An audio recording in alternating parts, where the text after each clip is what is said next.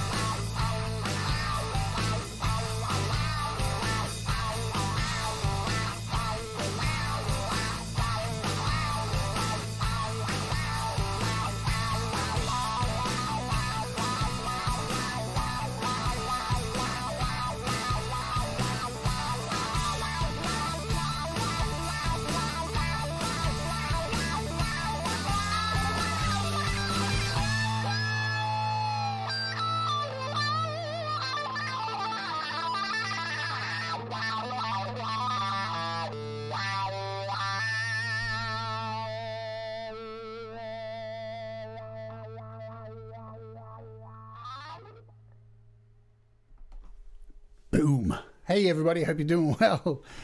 Yes. What an awesome song, yeah? Absolutely killer track. That is Get It On. It's from Daryn's brand new album, Force of Habit EP album. I say album, EP, full length. It's an EP. Let's get it straight. I hope everyone's doing well. If you're watching on Facebook, welcome to you. If you're watching on Twitch, welcome to you. And if you're here on YouTube, thank you for being here. So look, I got to know Daryn, I think through the GarageBand users group was the first place I came in contact with his music and was like, oh my God, a fellow Aussie. Damn straight. And I think, if I recall, I'm not sure, we'll make sure this is right. I'm pretty sure he was living in Melbourne at the time. No longer in Melbourne anymore. He's now in Queensland. So I'm looking at he's got 1, 2. So this is his second full-length EP recording. I don't know. I've got to find out. I can't tell from here. I'm really pro today, really professional. Not. Anyway, as you can tell by his music, kick-ass rock and roll. Let's bring him onto the show. Ladies and gentlemen, without further ado, the amazing, the incomparable Daryn Anderson. How you going, Daryn? G'day, Jade. Thanks for having me. G'day, guys. Howdy do. Hey, are you well? It's 6 a.m. What a horrible way to start the day.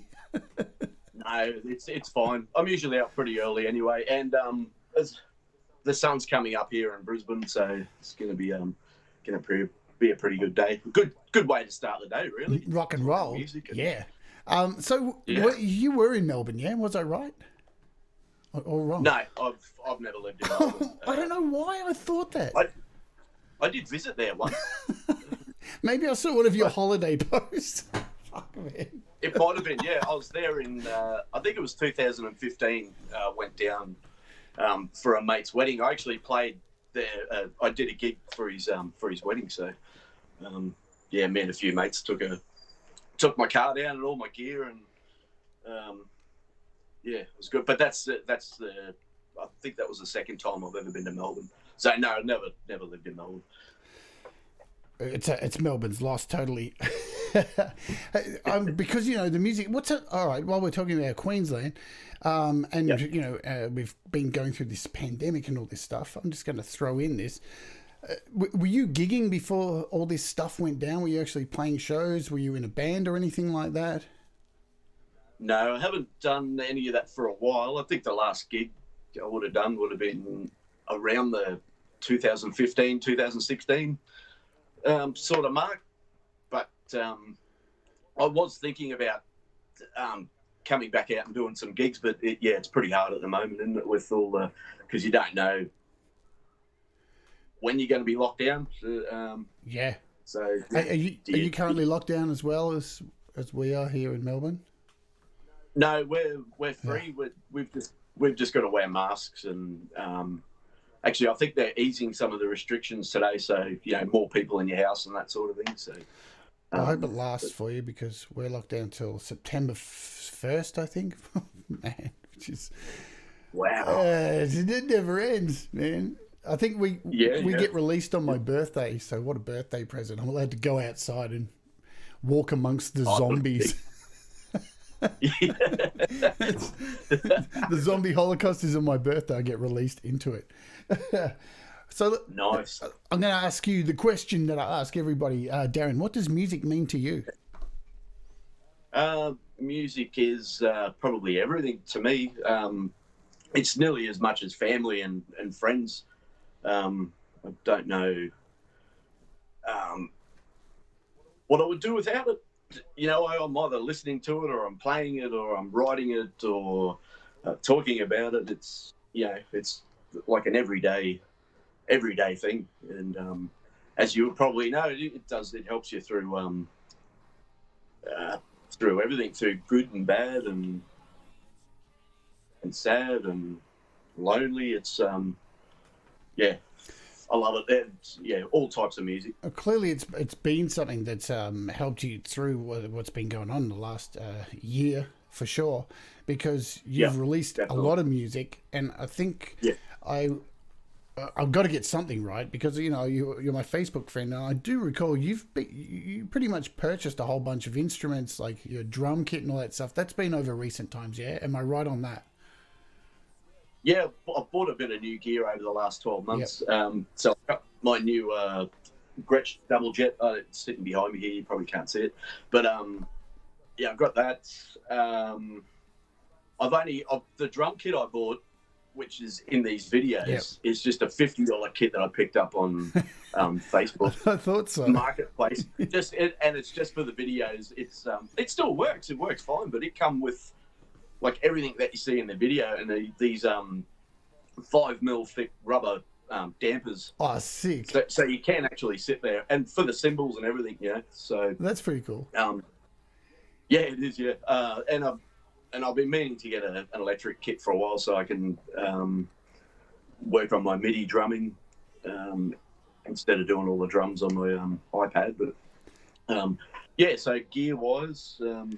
I remember seeing you get the kit and I was like, where are you going to fit that in your apartment when you first got it? Yeah, I know. It is a struggle. And it's actually in my living room, and I've got all my green screen is covering it over. Because, a 2-bedroom apartment, you don't have a lot of room. Yeah, I'm exactly the same. My bed's right behind me and everything's just squashed into one room, As Gary Hubbs has said, and thank you everybody for being here. I'll call you out. I'll say hello to you all soon. The kit looks great on the screen, so it's a good purchase. It really adds something to your clips, definitely. Like it's made them that much more brutal. Yeah, I think it does. It makes it look more real, and because it's a shitty old kit, you can see the rust on the rims. Rock and roll. It's just an old, I actually thought about maybe one day in a video clip, just setting it on fire at the end. You're such a rock and roller. I swear to God. That's but I don't know the legal ramifications of that. Don't do it in your 2-bedroom apartment. Probably not, or on my veranda. It might cause a bit of a scene. Oh man! So, do you recall growing up the music that was played in your household around your family, and has it had an effect on the music you play today? Yeah, definitely. It's mum and dad, although they weren't musically talented. Sorry, mum and dad. Deal with it. Actually, no, I don't think anyone in our house or in our family ever played a musical instrument until me and my brother. But anyway, their musical influence definitely helps. Definitely helped me from very young, and I think that's where everyone's influence starts, with your parents or your family that listen to the mum and dad always had records Friday night and Saturdays if you're going to a barbecue, the Beatles, Elvis, the Seekers, Jethro Tull. Yeah, there you go. Really big variety of music, which was definitely a starter for me, I think. Yeah. Remember, Jethro Tull were the first band to win a metal Grammy Award. They beat Metallica. Yeah, they beat Metallica. Yeah. I seen them. Yeah, I know. I seen them a few years ago with my dad. He's a huge Jethro Tull fan. They come here. Well, it was actually just Ian Anderson I think he had a couple of original members of the band, and just a bunch of, they were just brilliant musicians. They really were. And it was just like you were listening to the record. They were fantastic. Yeah, really. I'm glad I seen them when I did, because probably might not ever see them again. Yeah. I want to say quickly, because I see your bro is in the room. Matthew's Garden is here, and he says he's got to head out to work soon. And he's another great talented musician who's, I'm a fan of his music. Let's just talk about you and your brother, because it's interesting. I've been listening to both your music over the years, and you're like this, I don't know, hard rock, AC/DC kind of character, and he's got this real alternative kind of Nirvana, grungy, off-kilter kind of thing. How does your music, like, obviously, you've grown up in the same house listening to your parents, same kind of music. How do you think you've both gone down? Because it's, it's a similar path, but it's same but different. What do you think's been the difference between your styles of? Because we've probably got similar influences as well. I'd say, yeah. Yeah, I think so. It might. I started playing guitar probably 3 or 4 years before Matthew did. So my early 80s, mid 80s hard rock, glam rock influence is probably leans to more towards my style, with the AC/DC and that sort of thing. And then when Matthew started playing, by then it was early 90s, 91, probably 1990 actually. But that's, when that grunge stuff started to come in. And so he sort of went more that way. And I love that stuff too. I think it was good for music at the time. And that early 90s, I think that's how we've just got our little bit of differences. We love the same music. We probably don't agree on everything, as brothers just don't. Of course. AC/DC is the greatest band. No, it's not. Nirvana. Bullshit. But I want to be at that family barbecue. Yeah. There's been some doozies over the years, but that's and we learned a lot of each other as well over the years. Me and Matthew, we played in bands from pretty early 90s right through till the late 90s, which is really good fun. Yeah. So like you're both in Queensland. Are you in Brisbane or are you? Yep. He's in Toowoomba. It's funny, we got chatting one night, me and him, on Clubhouse, and I used to live in Toowoomba, out in Really? Wow. in Harlexton, man. Oh, hello. Yes. I got robbed there. So I was telling him how many times I got robbed in the short time I lived there. I don't want to be culturally inappropriate when I talk about Harlow, but there's a crime rate. Let's just say that. Yeah, that's if you've ever lived in Toowoomba or you know Toowoomba, then you'll know Harlexton is probably not the best of some. But you know what? I lived there too for a while, and it was fine for me. I don't think I ever got robbed. They never got much. It was only loose change, I think. Yeah. Enough for some booze, man. Let's leave it at that. Yeah, leave it at that. Yep. It's a small world, yeah, totally. Yeah. Do you remember the first album that you purchased yourself and was given to you, and what format was it on? I do, and I didn't know you were going to ask this question, but I've come prepared with a bit of show and tell, if that's okay. Oh, yes. So Totally. The first album that I purchased. Oh, you've got it, man. Sick. I've still got it. How much is on the price tag? And where's it from? Like, it's the original price tag and everything. So when did I buy this? 1986-ish? Jesus. $14.99. Does it say where it's from? Nah.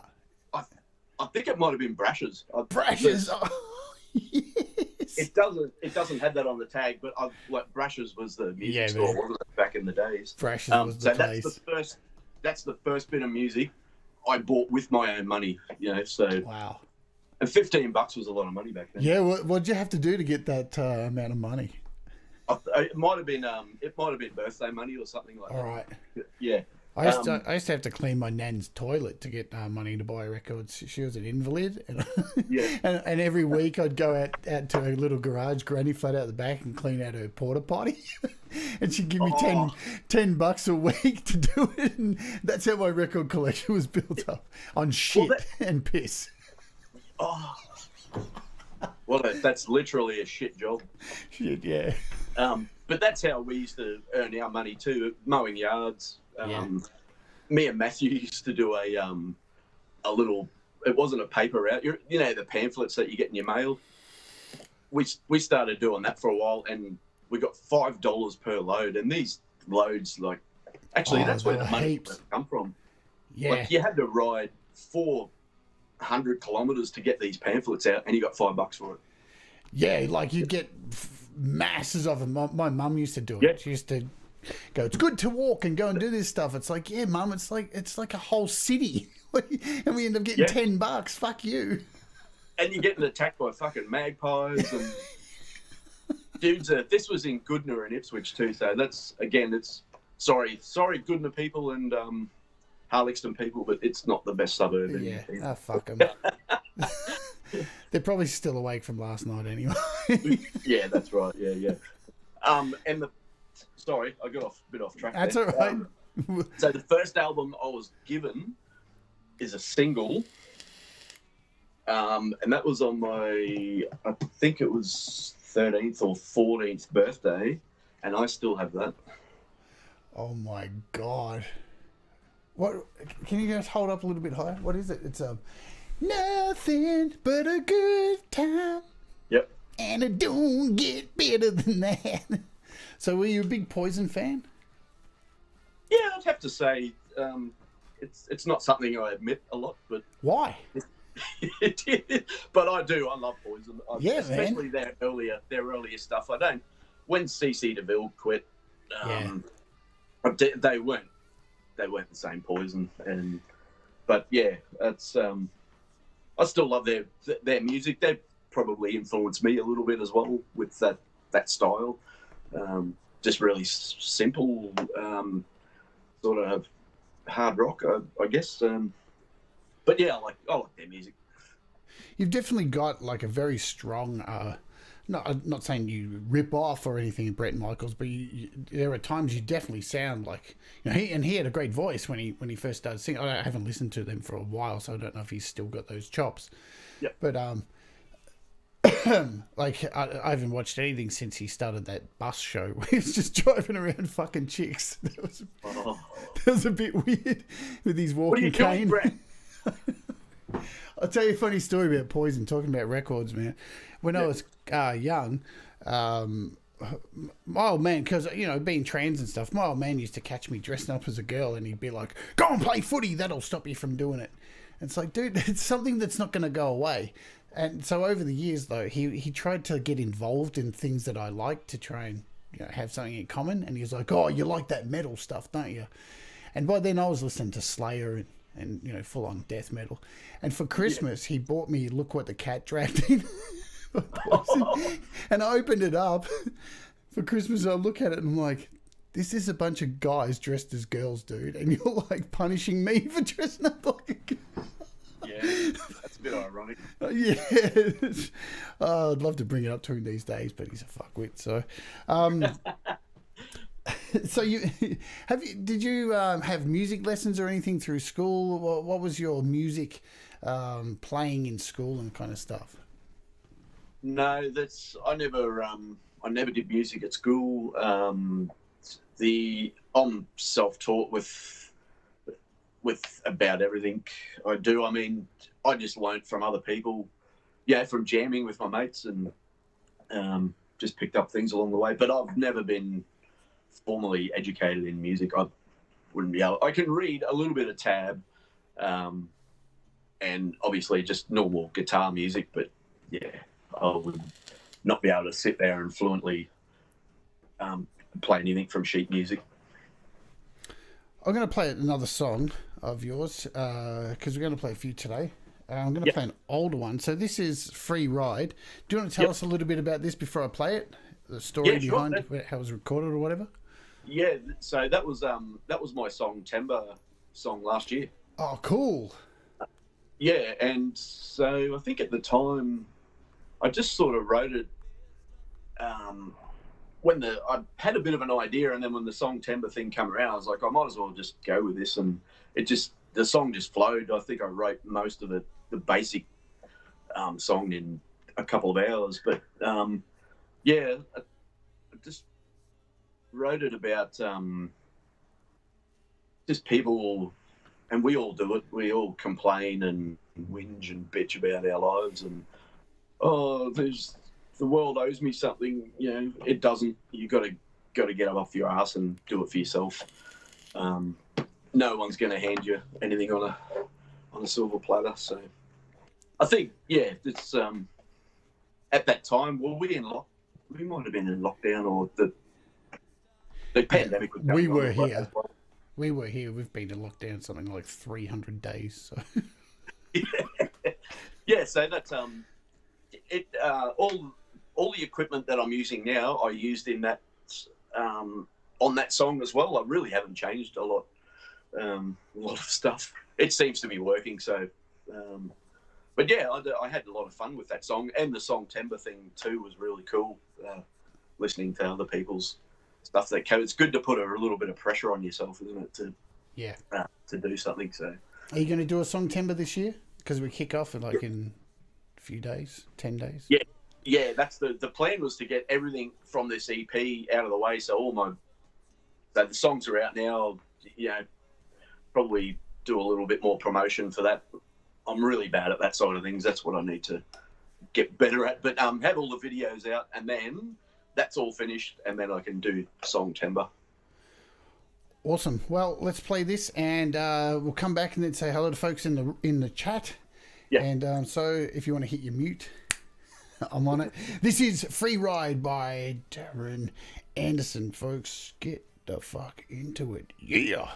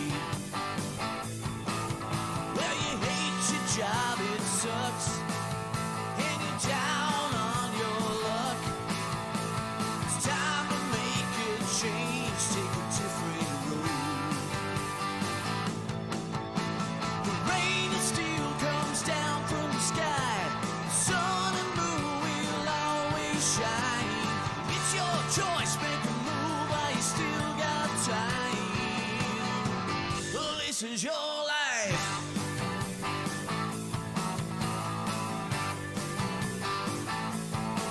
Oh yeah.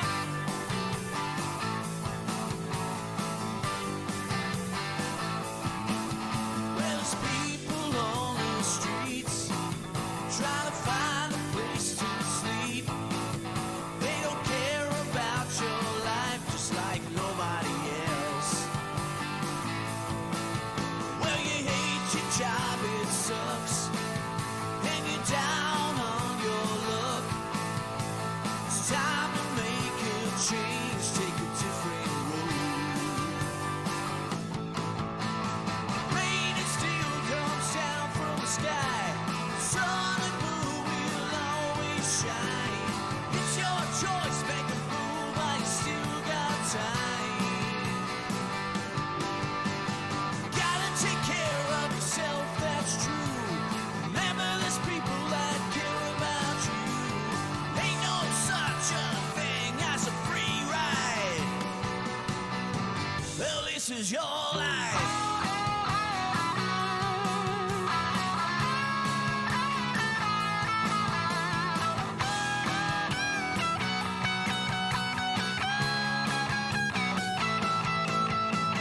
Crossroads where we stand. Won't you take my hand? Let's just shut our eyes and let's go for a ride. Rain, it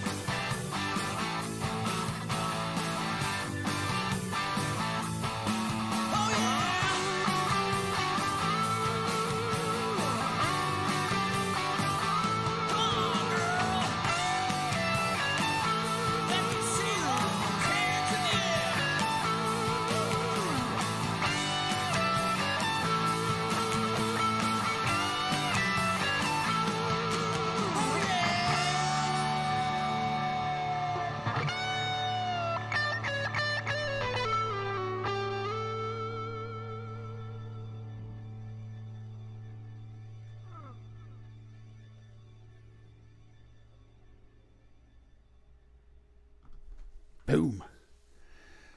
So yeah, that was Free Ride and awesome track. Bit of a lot of people are saying I saw someone write bit of John Mellencamp kind of stuff. It's a bit different, that style, to everything else. You can kind of hear a little bit of difference in there.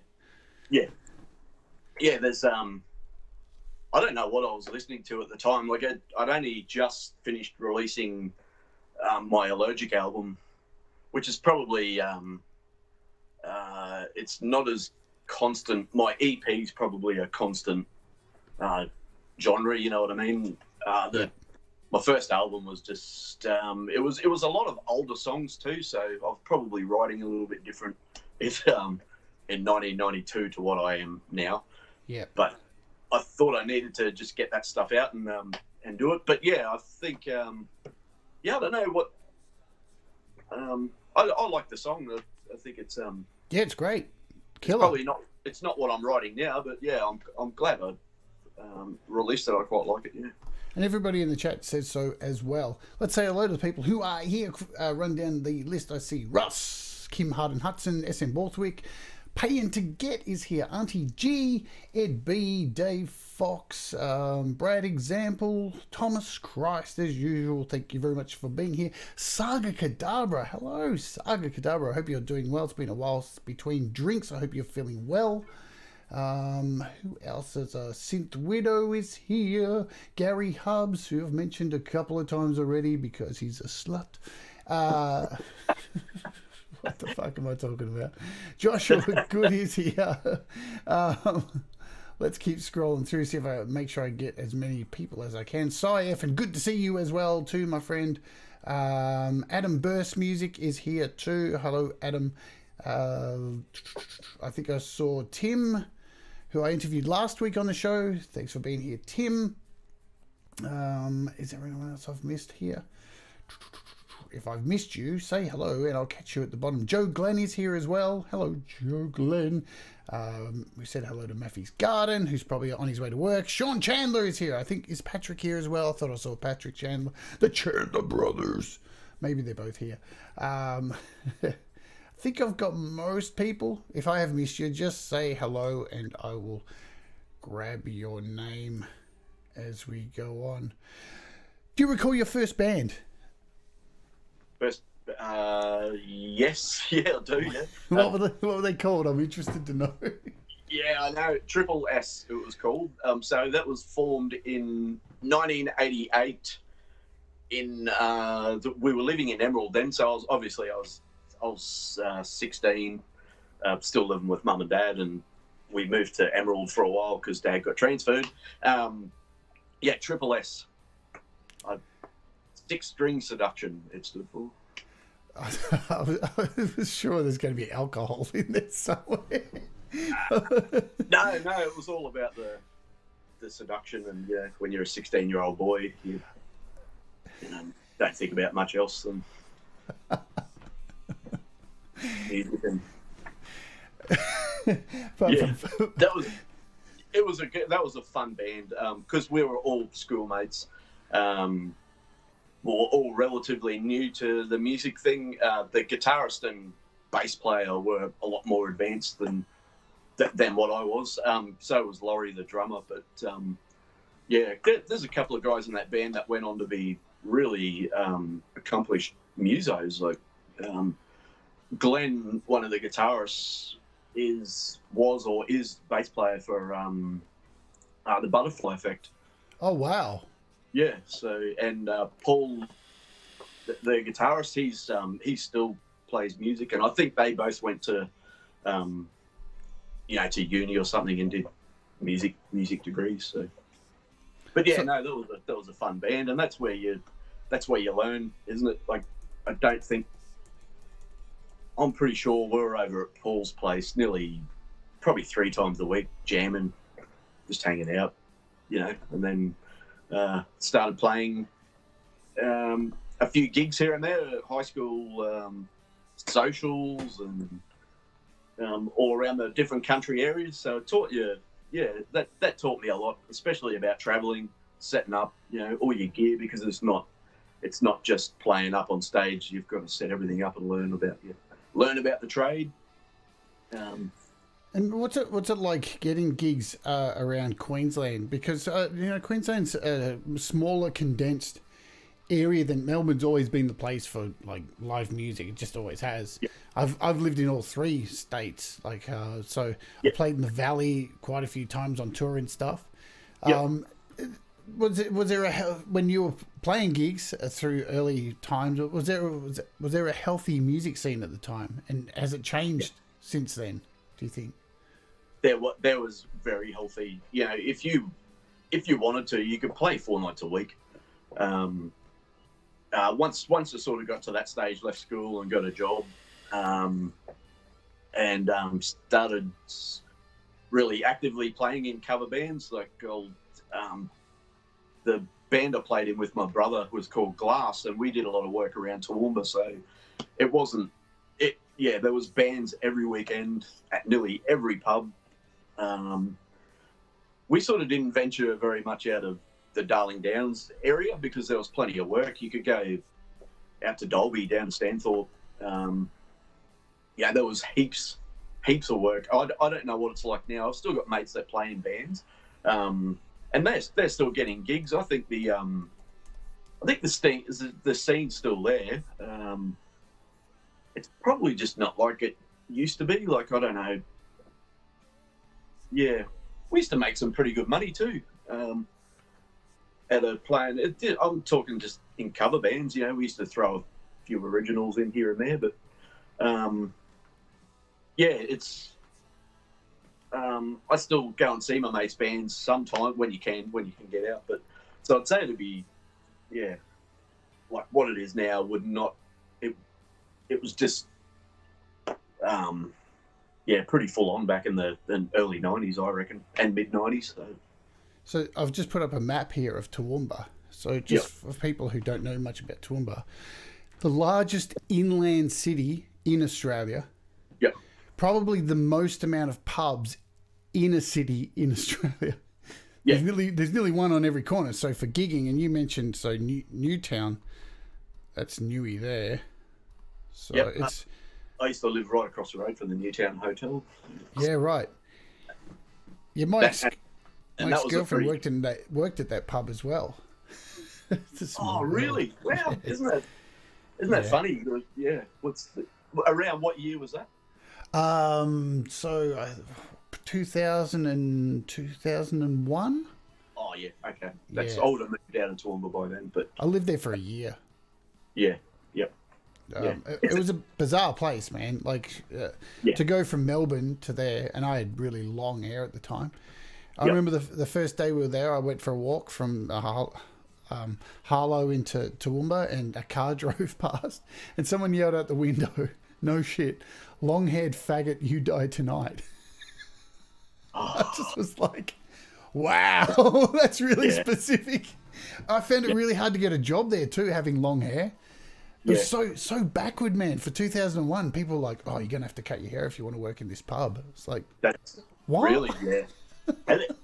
So haven't things changed from then? Like, I remember getting, I got sacked from Woolworths in like the late '80s for having long hair. Like, it was only probably this long. It wasn't. Yeah, wow.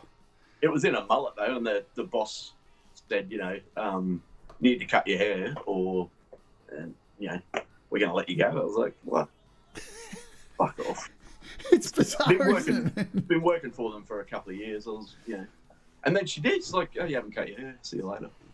But, man, it's odd to think that. I don't know if there are still places that think like that, but it's bizarre to even think back. It was probably only like, 20, 30 years ago that people were still like, "Oh my god, long hair! You can't have you here." It's just unbelievable to think that existed. Exactly. So, in your time playing in bands, have you spent time in any recording studios or doing demos or anything like that? Yeah, a few times. That was a really good experience. Really expensive. Yeah. Like, imagine, Jade, if we had what we had now back in 1991. Yeah. Wow. That, you know, I mean, we used to just, I had my PA system, I had a tape deck hooked up to it and everything mic'd in our practice room with one of the bands, and that's how we used to record our demos, just, you know, jamming out. But yeah, the recording, I went to one in Toowoomba. Oh, actually, there was a couple of different ones in Toowoomba that I went to. They were all really good experiences, but just expensive, like for what you get at the end of the day. Yeah, it was. I think it was more fun just jamming out in the room. Yeah. Yeah, look, I often wonder how recording studios are dealing with today's home recording revolution. I mean, because look, of course, if you've got an engineer who's highly skilled, they can make your song sound amazing, but you're going to be paying for it through the arse, you know, for a decent kind of, we were talking about this with Tim on the show last week, you know, if you really want a pro recording in a pro studio, you're looking at about $2,000 a song for something serious. Yeah. But back in the day when I was doing demos, like you could go in and actually record a live demo with the whole band in the room all playing together, and then have the vocalist come in last and sing over the top, and that would set you back maybe $500-600, between $300 to $600. Yeah. But from what I remember, I think it was about $50 an hour. So yeah, to get in, that's the way we used to do it too. Just go in and play the song as a band, and then I would come in later and record the vocals. But then, you got your mixing as well after that. That's not free, and depending on how far you want to take it, it's pretty expensive at the end of the day. Like one, you know, you're right. One night might cost you $600. Yeah, and then you've got mastering, and I mean the old days too, because you'd record a demo onto cassette back then, so you'd send it off to some mastering place. You didn't even know who the dude was. You just sent it somewhere, and then it came back, and that's what you got. Like if it sucked, that was it. You know. You don't know what they've done with it. Have they copied it, or it was. But it was good fun, and they're good experiences to go into a I guess you can't say real studio anymore, can you? But like a professional setup with big desks and all the gear. It's still it was a good experience. So and I said this with Tim on the show last week. I think if you get the opportunity these days, not to necessarily go and record in a recording studio, but to even go and pay an engineer just to go and hang out in their studio and play your music to them, and get some advice just to bring back to your own studio. And, you know, I think there's still a market to use a studio, say, if you wanted to record real drums, to go in there with a drummer and track the drums and then bring them back to your own home studio. There's a lot of bands doing that still. So let's dive into GarageBand for a little bit, because you make all your music with GarageBand on iOS? Yep, it's all on GarageBand, And how did you first come across GarageBand on iOS? My brother put me onto it. Now, he tried to put me onto it at the time. So this was a few years ago. I was using a DP35, a Tascam, the Tascam 4-track recorders. Yeah. It was a digital one, so I was using that at the time. I was still living in Toowoomba then. So I had a room full of gear. I had drums, a really good Tama drum kit, PA system, everything. I still had all that. And Matthew was like, what are you still using this shit for? Fucking use GarageBand, mate.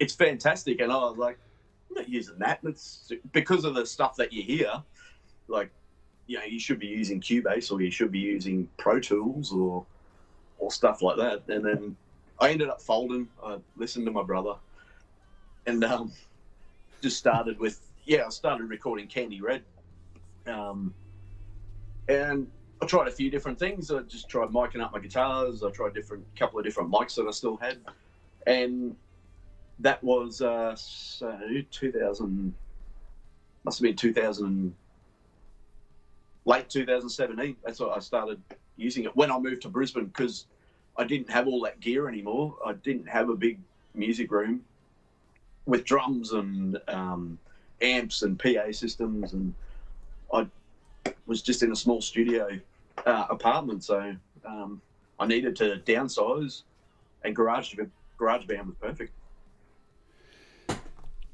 So, and with drums as well, because I always find it interesting with how people do their drums in GarageBand. Did you start off like just using like the auto drummer, and then have you progressed from there, or how do you do your drums in your songs? Yeah, I did. I just started out using Anders on GarageBand. He's a pretty popular dude. He is. And then that took me a while to get the hang of trying to get the drums right, because I think the drums really drive a song, especially in the rock world or heavy metal. So that took a little bit of testing out. So most of my first album, Allergic, would be Anders. I think towards the end I started using the MIDI drums, just playing them on the iPad. Yeah, there he is. Hello. He's so rock and roll. The faceless Anders. You do realise that by moving on from Anders, his virtual family now is starving. They're probably living in a trailer park. Poor Anders. Yeah, I know. Well, Anders taught me a lot, so I really have to thank him for Thanks, Anders. Anders, and it's nearly Anderson too. Look at that. Everyone bow down to Anders with his backwards cap. What a legend he is. He's a pretty hard hitter too.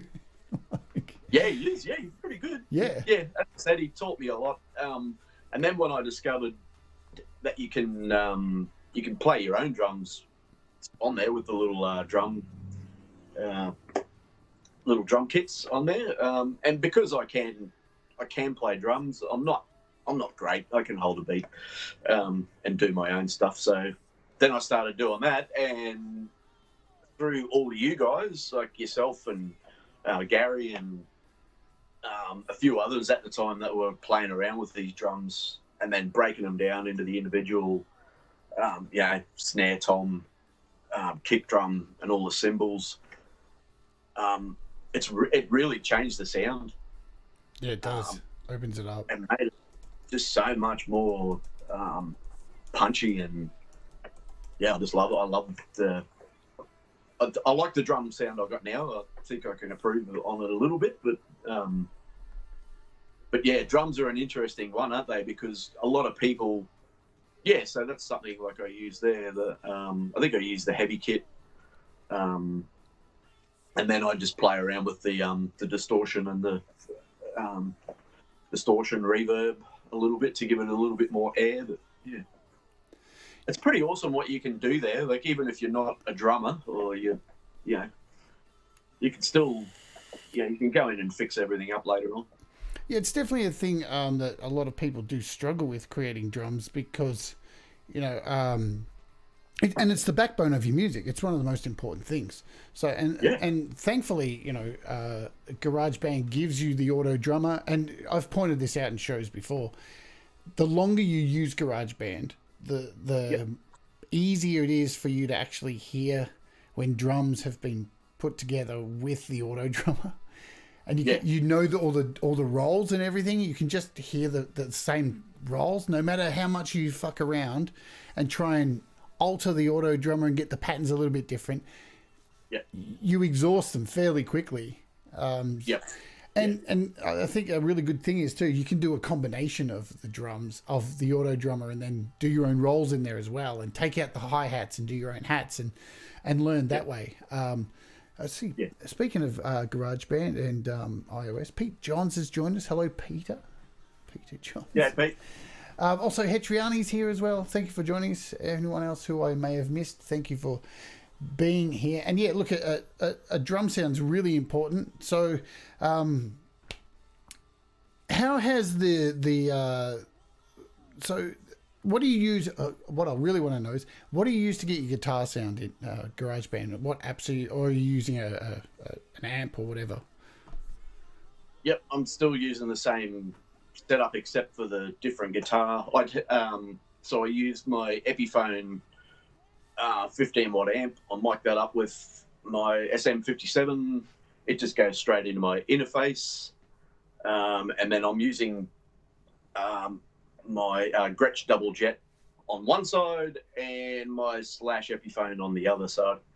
I do muck around with the amp settings stay the same. I do muck around with a bit of tone in GarageBand once they're in there, just to give both sides a little bit. So it's not just sounding like one big wall, and you can hear each side.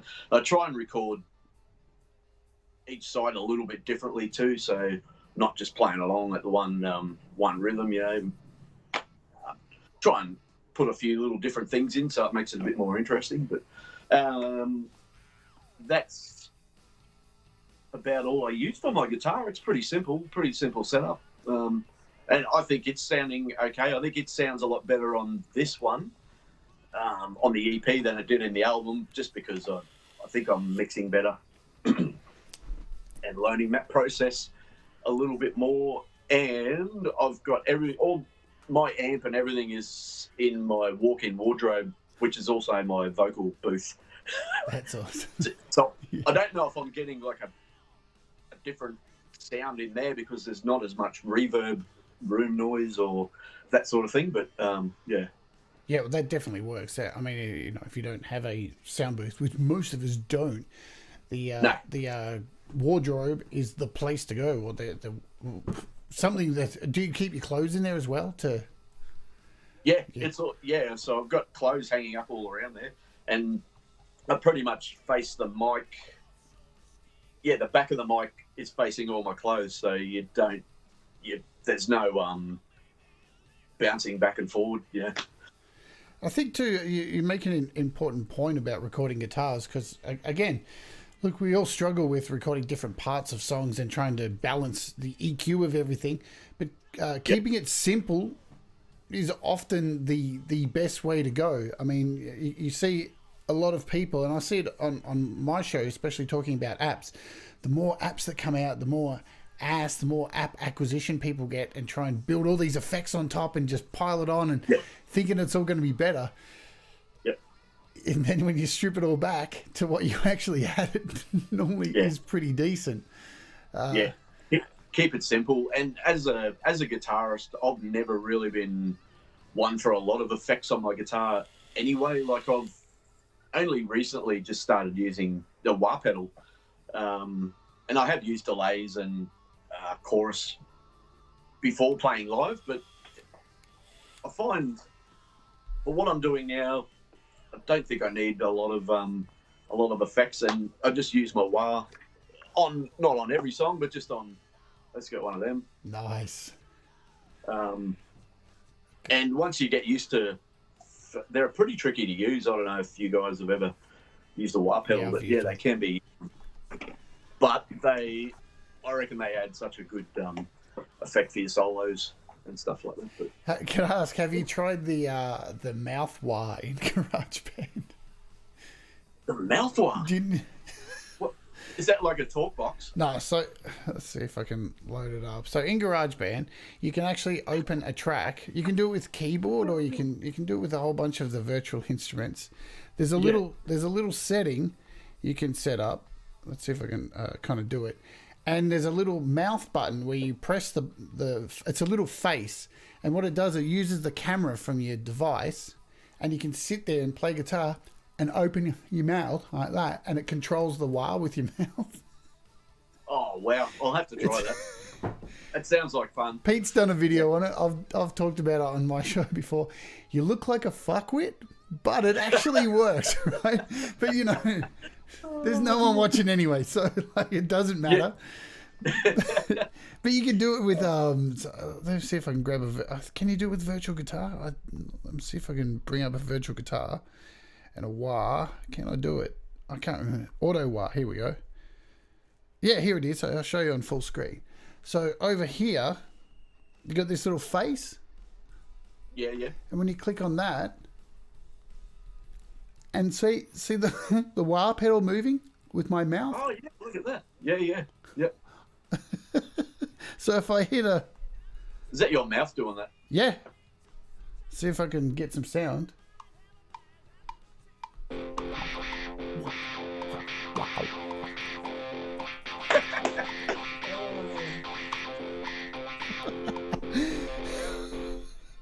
That's actually not that bad. Yeah, man. So you can actually use it too. Just if you're playing guitar into a vocal track. Oh, Yeah. whoop, I didn't mean to do that. Close. Oh man, I hate when GarageBand does that. Delete track. Let me shut down GarageBand. So yeah, you can open up a vocal track, and as long as you use the wah pedal in GarageBand, but it works with like if you're using a keyboard as well for like sustain. Really ingenious. Yeah, that's so cool. Like yeah. these things Apple keep putting in there. Like I know we bitch about there not being a master track and stuff. Yeah. Which I would love to have, but stuff like that is just absolutely ingenious. It's what makes, I think, GarageBand fun and innovative still. There's some pretty cool stuff on there, isn't there? And there's so much that I'll probably never use or even know about. But yeah, it's good to have them choices, though. So what was your first album that you recorded? Is it Allergic was the first full album I've done. So I released a couple of singles before that. I released Candy Red, I think Piss on You, which is not what you think about. Not what you're thinking. Okay, not about that. it's not about water sports, folks. Yeah, it's not water sports. Yeah. And there was another one too. I think I released as a single before I released the whole album. Might have been Devil Woman. Yeah. This is or something like that. Yeah. But Allergic was the first full length, and that was pretty challenging. When I look back, I'd sort of wished I'd just done an EP first, just to try and because getting all the songs, trying to get them all to the same levels, you know what I mean? It's really that was challenging for me. Yeah, it's definitely a hard thing when you're trying to make everything sound consistent. And I'm sure, like the second time around, you most likely breeze through it, yeah, because you've got that first album under your belt. Yeah, just learning from, especially just from the start of the song, from your very first track. Getting your levels right, so you don't have to keep going back and fixing shit afterwards. Try and get it right the first time if you can. And yeah, I mean, I never do. It usually takes me, especially guitar solos. I don't know. I might have 15 goes because I like to try and get it in one. Like most of the rhythm guitar and bass, I try and learn the song good enough so I can just play it from start to finish and don't have to worry about fucking need to cut that out and go in there. So it's all one. But guitar solos are a little bit different for me. I do break them up into little sections if I can. Good stuff. Or if I have to. Like if I can play the whole thing, I'll play the whole thing. But just sometimes, you might make a little mistake when you're bending a string or something, and there's a little bit of noise or something. So I think one of the things with your music I've found, and the same with the Indigo Sunsets, definitely you two both stand out as being utterly surprising that you've recorded all this using GarageBand, because I know GarageBand still cops a lot of flack from people and saying, there's all those eye rollers out there. It's just a toy, and it's not a pro thing. I was one of them. Yeah. But you've been able to capture a very pro sound like as I said, like Indigo Sunsets. I mean, they're getting radio airplay on BBC at the moment, and your music's of a really high quality too. They're doing really Sorry. Well. Yeah, they're doing really well. I can't believe that on BBC. That's massive. Yeah. So, have you been, pushing this EP anywhere yet? Are you planning to? Because like it's definitely of a high enough quality to be played. Like I can't see why this wouldn't be played on, commercial radio when, Yeah, I've I don't, as I think we spoke before we went live. I'm not a great I'm not great at pushing my music. I have sent it into a local radio station, 4ZZZ, I think they're called, and they do play independent music, but I've not heard anything back from them. So that's I'm not great at that side of things, so I need to learn a little bit more. So if you have any tips. Funnily enough, my friend, during Songtember, I'm going to be doing a bunch of shows, a Wart series, on branding. Yeah, I heard you say that the other day on your show, and I was like, yes, that some of the shows that you've got coming up are going to be pretty good. They're very helpful for me. Anyway. And we're going to definitely have Andy back on from Indigo Sunsets and talk about how they've pretty much got their music on BBC and they're getting interviews and stuff, because he's just an absolute wealth of knowledge. The last time he was on, if anybody wants to check that out, so we did a show with him before, so we'll have him back on during Songtember as well. And look, it is hard, man. It's really hard to write blurbs about yourself, so I'm definitely going to have a show about it's a real struggle. It's taken me many years to be able to write a bunch of bullshit about myself, and you read it back and go, God, that's pretentious wank. Do people see through that wank? I can't do it. And then you're right. Yeah, you read it back and you're like, dude, you're talking about yourself. That's just, I don't know. Maybe get someone else to write it. But the only sort of promotion that I really do is just either word of mouth, Facebook. I don't even use Instagram properly. Like I need to probably get on top of those.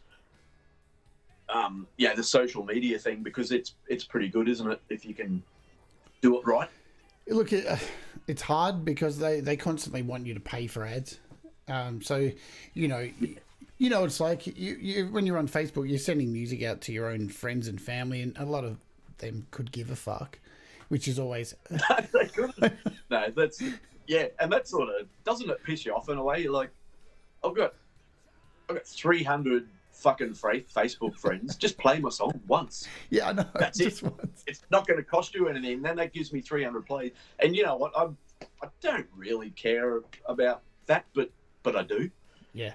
It's, I don't want to come across as being, I don't know, selfish or whatever. But yeah, I'm creating this music not just for myself, but for other people to listen to, and I'd like to get it out to as many as I can.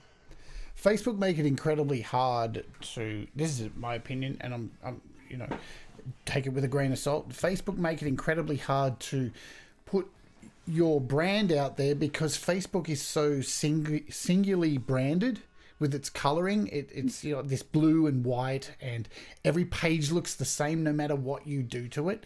You can put a banner at the top, but it all still looks the same. It's not like MySpace, where you either had these pages that were full of flashing things and crazy, and you have an epileptic fit when you look at them. But the beautiful thing about it was there was originality. And so Facebook, they want you to pay, but there's no way to make yourself stand out unless you pay. Yeah. So that's what sucks about it. So, and I know Auntie G's here in the chat, and she's just written here, Andy told us to use Twitter, and so I did, and via Twitter I've connected with heaps of radio stations, gotten pretty decent amount of airtime for a country chick. Anyway, recommend it for sure. It's definitely the way to go, to just hit up these internet radio stations and get play, because you never know who's going to pick it up. You never know. That's it. Yeah, and I should do that too. The radio station that I sent my music into is like a local, like Triple M or any of those type of things, except it's like an independently run it's run by volunteers. I've been on Triple Z before. I was interviewed on there about 20 years ago. Yeah, right. Yeah. And it's good that they do that sort of thing, but it's a difficult thing to try and get them to do. Well, from my short experience with it, but yeah, I'll definitely look at the internet stations though. I think that's something I didn't even think about, to be honest. I think also sometimes it's like, I talk about this a lot too, about being dangerous. And in my band FMC, and I know it's a disgusting title, I'm not going to say the name of the band, but we once just rolled up to a record label called Roadrunner here in Australia, all dressed up in stupid costumes with a bunch of CDs, and one of our members had a cassette player playing this hip-hop music. We rolled in with a video camera filming it. We came in dressed as absolute lunatics and just barged into their office. We're like, "Hi everybody, here's our promo pack." And they offered us a deal out of that. Wow. Sometimes, man, if you could just do something out of the fucking blue and it's so left of field.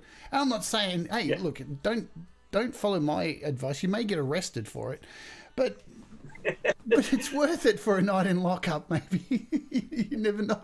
Yeah, promote you from what? You couldn't get better promotion. Yeah. Man arrested for Well, they obviously never forgot it, because when we left, we went downstairs into the car park and we beat up a trevally that we bought from the seafood market with a baseball bat in the car park while they all stood at the window watching in horror. It was like, just fuck with people's minds. That's I've definitely got to get better at that sort of promotional side of things. That one that I wouldn't mind actually going back out and playing live, like just playing some smaller gigs, just solo stuff, acoustic, or to sort of promote my music that way. But you sort of I don't know, it's not really forcing people to get on to listen to your music, is it? So no, it's a good way to connect with people. I would suggest, I don't know, I think do whatever you can. Something may pay off. I mean, it's like roulette, isn't it? You just keep throwing it on the black or red, and one of them's going to come up eventually. I'm going to play. Yeah, eventually. I'm going to play a track, and just before I do, so now this is coming up. Let me bring this up here. So, folks, it looks like 35 hours from now, Darren's got a new video clip coming out. So on his channel's listed in the description. So make sure you go and sub over to his channel. So you make sure you can check out all his music and download his music on Spotify and all that stuff. But you've got a premiere coming up in 35 hours for your new single, My Wine. You want to tell us a little bit about it before it comes out, because I won't get to premiere it. Yeah. So I wrote that one earlier on this year. It was sort of through it's kind of like a pandemic song too. It's just about getting together with your friends and your family and having a wine or a beer or a coffee or whatever, just spending time together. And the video I've actually got, I put a thing out on Facebook to send in any photos of yourself having with your family and stuff like that. So it's one. Awesome. Yeah, so I like how I put it together. It's still very very amateur, because I'm still learning about the video side of things. But no, it's pretty cool. Yeah, I like the song. It's Well, I'm going to play the song now, so people can actually hear it, and make sure you sub it and check it out once it premieres. So this is My Wine. You can mute, I'll mute, and let's play this sucker right now. Ladies and gentlemen, My Wine by Daryn Anderson. Oh, yeah.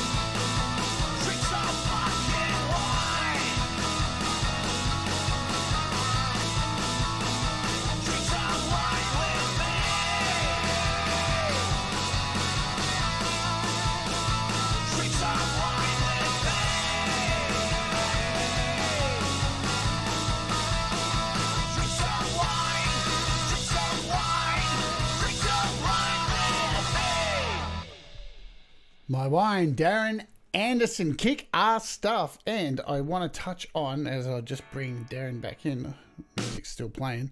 Hello, welcome back. You have a lot of songs about drinking alcohol. Tell us a little bit about that. That's As you wear your 4X shirt. Yeah. Hey, is Pete John still on? Yeah, he's still here. Yeah. Hey, Pete, get one of these into you today, mate.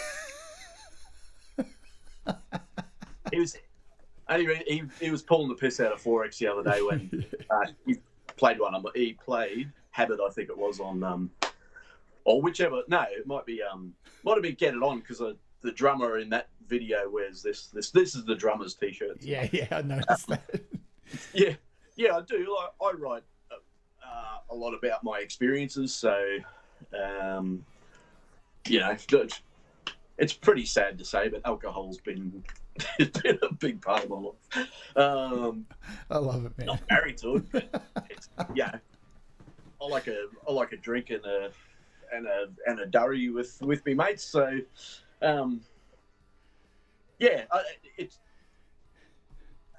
it creates a story, whether it's good or bad. Sometimes alcohol can help in the writing, but yeah, I write about my experiences and things like that. So no, I love it, man. I've been a friend of yours for quite a while on Facebook, and I do long for some of those days where there would just be a photo of your hand holding a beer up going, yep, end of the day. I love it. It's been... Oh, look, I think drink in moderation. Absolutely, yeah. Not that I probably don't sometimes, but there's probably a lot of times where I don't. Hey, I gave up drinking for a month last month. So. I saw you did that, yeah. So it was dry July. Well done, man. Well done. That was pretty tough. Was it, I was going to say, was it hard? But it's I think it did me a world of good, because since then I think I've only had a few beers, like a couple of times. Because my job, I work pretty long hours and I work a roster, so I only have beers on my days off. But yeah, I think that was good for me. It gave me a bit of a clean out, bit of a fresh start. But yeah, I like a beer, and not just 4X. So don't be saying you drink that boutique stuff. Oh, no, I'm not a craft beer dude. I'm definitely 4X, Tuies. I might go like a Great Northern or something like that every now and then, and no VB. Yeah, our VB's piss. Sorry, Jade. I know. I don't drink VB, man. Come on, VB's piss. Yeah. Everyone knows VB's piss. I tell you what, I used to drink when I lived in New South Wales. I drank a lot, and still, if I see it in a bottle, I always grab it. For those of you who aren't Australian, a bottle is a bottle shop. An alcoholic, a bottle. A good Tuies Old, man. I love a Tuies Old. And people always, all my friends always go, oh, you like an old person drinking that crap. I'm like, really? No, it's not old people's drink. It's not a stout, for fuck's sake. It's not from a gal. I reckon it's a really nice drink, and I'd have to be honest, Tuies is probably my Tuies New is probably my go-to beer. Like, it's got the best full flavour, full strength. But being a Queenslander, I grew up on 4X, so yeah. My ex's family lived out in the northern New South Wales, and every Christmas you go there and it was just 4X everywhere. They all had their 4X caps and 4X t-shirts and 4X thongs and 4X eskies. It's like, hey, do you guys like 4X? It's just a little bit.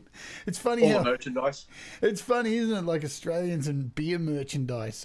It always makes me scratch my head. It's like, I wonder if it's like that in any other countries, because, and especially beer here, like, as we'll just say, like Queensland is 4X, New South Wales is Tuies, Victoria is VB. I'm not Adelaide's Coopers. Adelaide's Coopers, yeah. South Australia's Coopers, definitely. Oh, yeah. Oh, look at me. I drink Coopers. Sorry, Pete. Pete, do you drink Coopers? He drinks Coopers. He loves his sediment. Oh, God.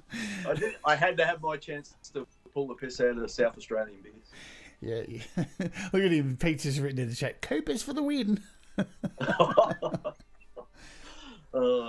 enough. I forget when I went to his house what beer did I bring to your place, Pete? I can't remember. I know I bought a nice bottle of wine for his partner. I spent more on the wine than I did the beer. Yeah. You know, I'm a bit of a wine fan too. Yeah, I love a good drop of red. I can't drink that stuff, man. I end up wanting to punch everybody in the face when I drink red wine. Oh, no. I don't know. That and port or Zambuca, I end up wanting to punch everybody. It's fucked up. Oh, yeah. Zambuca's no good for anyone, I don't think. Yeah, black Zambuca. It's the devil's drink, in my opinion. All right, from alcohol to apps. Let's jump over. The A to A. AA. Hey, it all works. We may need AA. I don't know. But, what you want to throw me some apps that do you have any apps that you prefer to use while making music or whatever on iOS? Yeah. So I've got a few go-to ones now, Sure. Which I love the stereo lag. Within GarageBand, stereo lag, wider touch. I've just got my iPad up here because I'm just bringing them up while you're talking about them. There we go. Stereo lag. Yeah. And stereo lag and wider touch. What is it about stereo lag that floats your boat? Oh, just especially for the vocals, it can give a really good. Just make the vocals a little bit more full, especially if you split your vocal tracks up. If you do a few vocal tracks, I find a bit of wider touch or stereo lag, on a couple of the tracks, it can really thicken up your vocals, and it just adds that more stereo effect, I think. It's definitely a go-to app. I definitely recommend it. You said wider as well, yeah?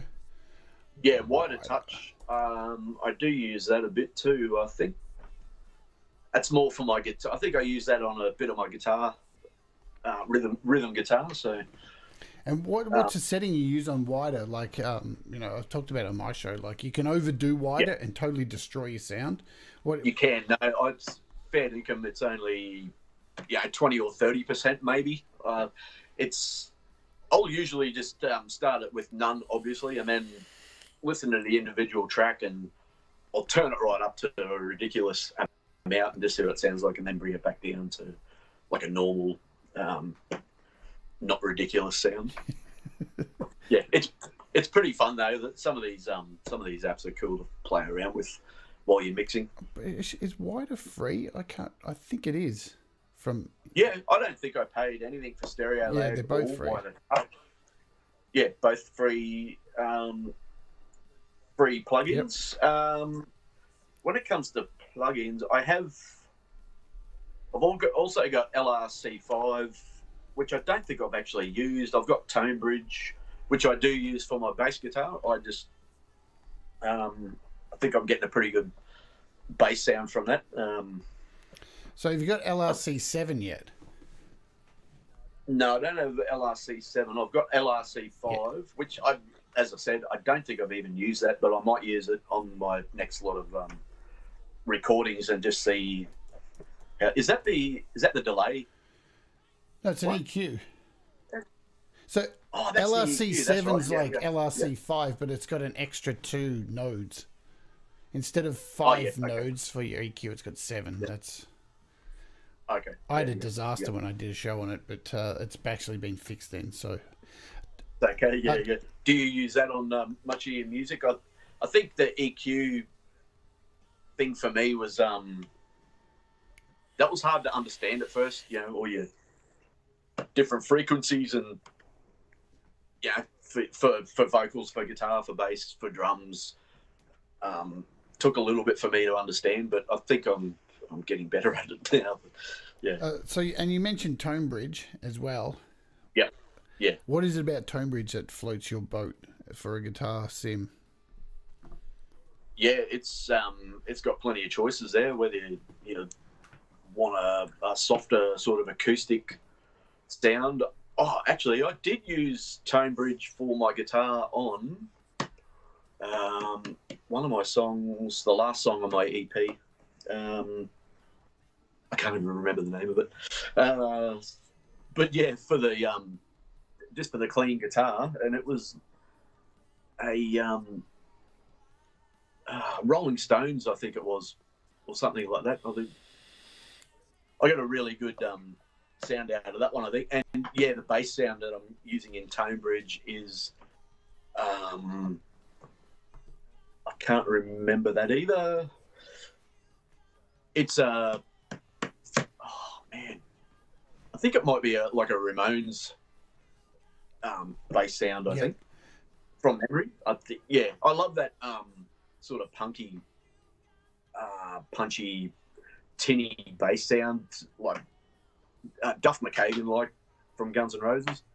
That bass sound, because I play with a pick as well. Yeah, I think I'm getting pretty close to that.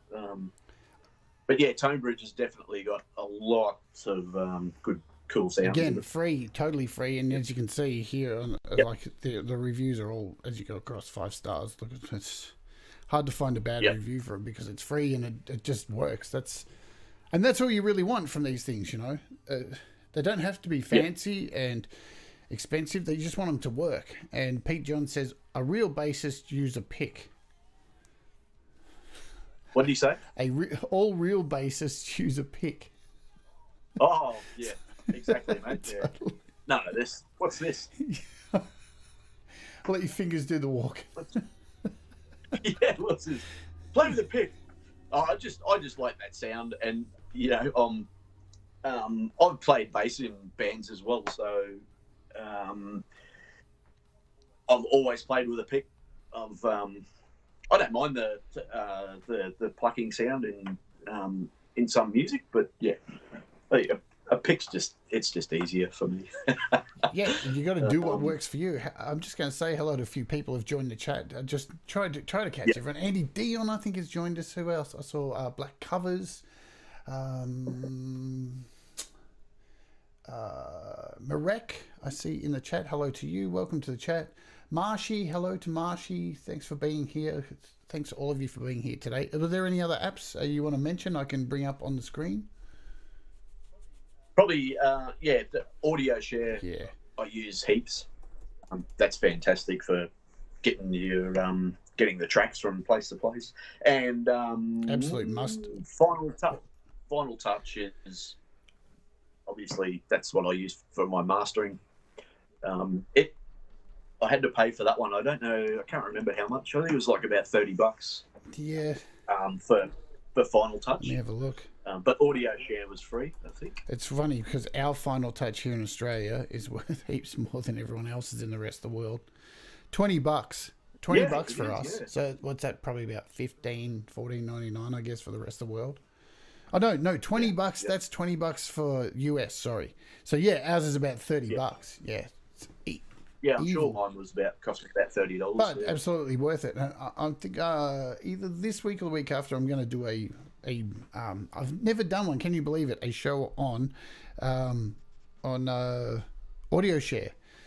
I've never done a show on it, but it is such an essential thing. So I'm going to do a whole breakdown of audio share because I think if you don't have audio share and you're making music, you're crazy because it's just it's got some really good features, not just for sharing to different places, but mainly for me going from GarageBand into audio share, fixing the length of your song, or if you want to, fade in, fade out, and then over to the Final Touch, do your thing, send it back to audio share, have another listen. You can check your wave and all that. I know you shouldn't master with your eyes, but yeah, you can.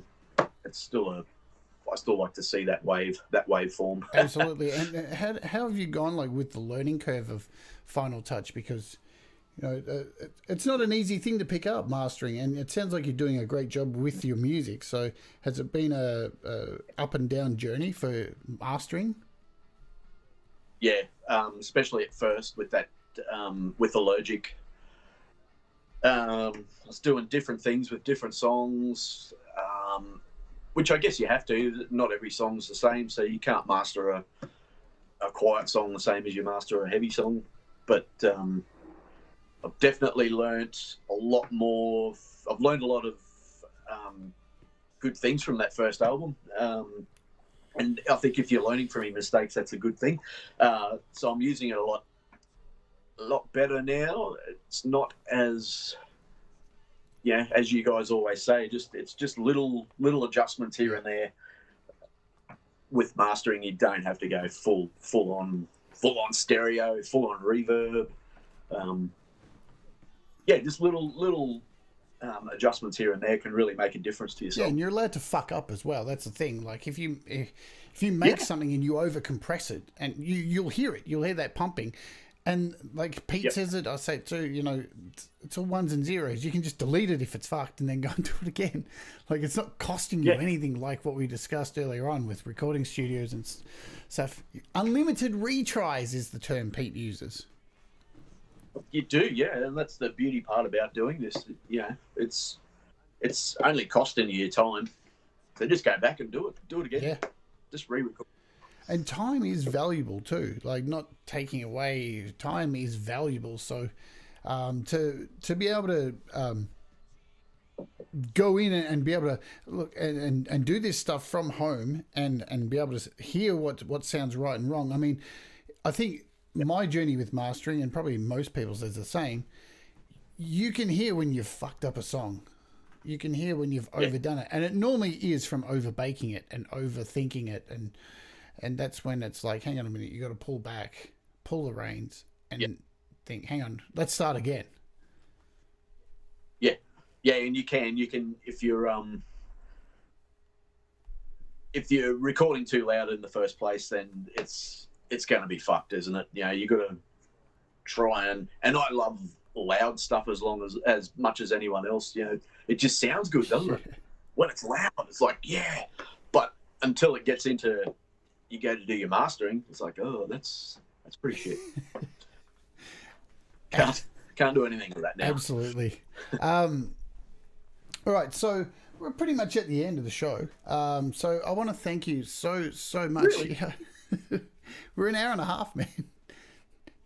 Holy dooly, that went it does, doesn't it? I was a bit worried that I'd run out of shit to talk about, but we could go till 4 o'clock. Yeah.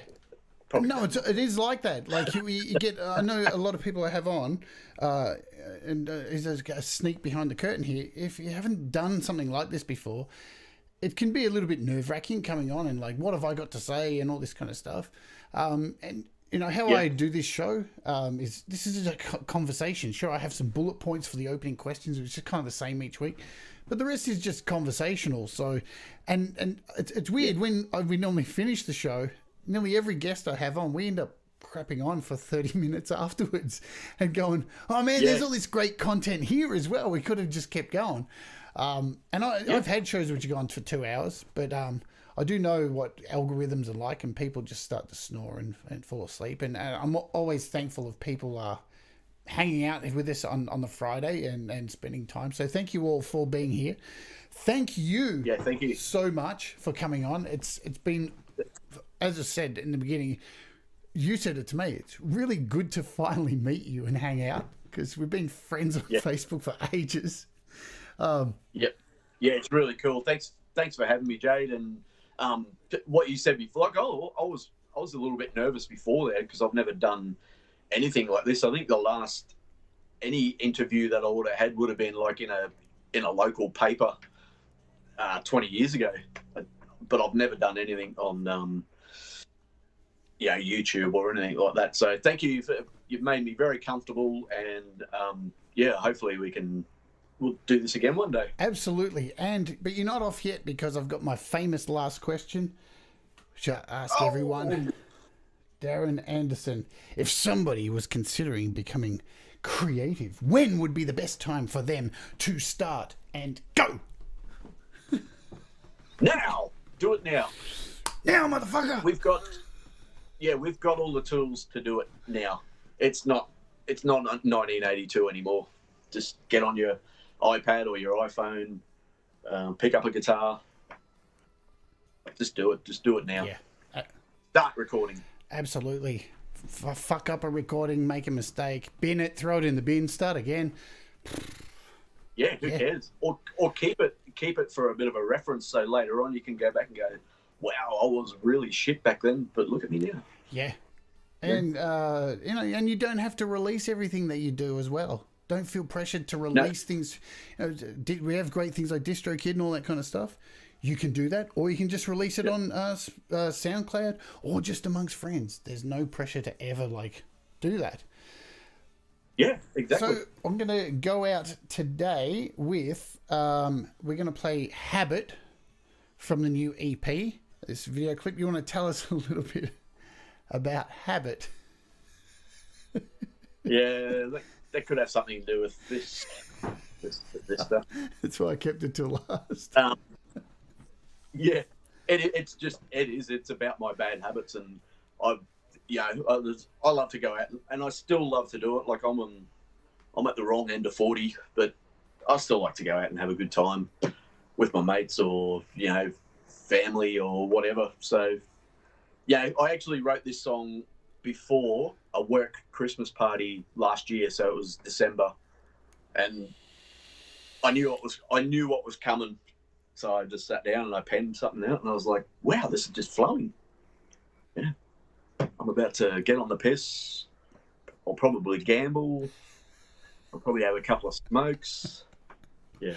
So, yeah, but it's about having a good time and maybe just keeping your habits in check every once in a while. But I think that's a running theme. I know we talk about alcohol and drink responsibly. I don't get that message to just become a psycho pisshead and fuck things up. I get the message on this. All your music is to really just have a good time, man. Enjoy yourself, and it's a clear message, Yeah, it is. We don't live forever, and it's. You never know what's going to happen to tomorrow, so have a good time. Yeah, damn straight. Well, folks, I've left all the links to Daryn's music, his YouTube channel, so make sure go and do all the things, do all the poking and all the things, and on your devices, and listen to all his stuff, do all the listening and all that kind of jazz, because we got to support each other. This is where we all come together, hopefully on this channel and many other channels. And it's all about you guys. It's all about us rising together, because we are warts and we've got to support each other. And I think that's the most enjoyment I get about doing this every single effing day. So we'll go out with this track. Thank you very much for being here. Everybody in the chat, you guys rock. We'll see you tomorrow for another normal show. Thank you very much, Daryn. You rock as well. Thanks, Jade. See you guys. Thanks for being on. If you want to hang on, you mute now, and we'll catch up with you after the show. And okay, yep, this is Habit by Daryn Anderson. Have a great rest of the day or evening or morning, wherever you are in the world. Let's rock this house down.